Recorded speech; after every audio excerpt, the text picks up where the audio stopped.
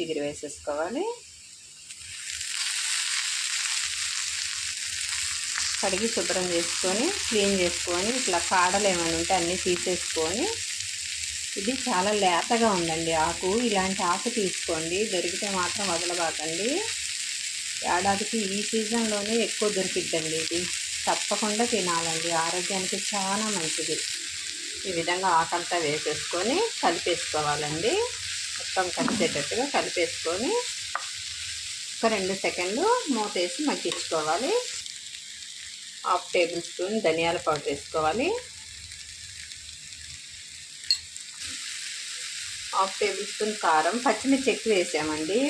1/2 table spoon వేస్తే సరిపోయింది కారం. 1/2 టేబుల్ స్పూన్ జీలకర్ర పౌడర్ వేసుకోవాలండి. వేసి మొత్తం కలిపేసుకొని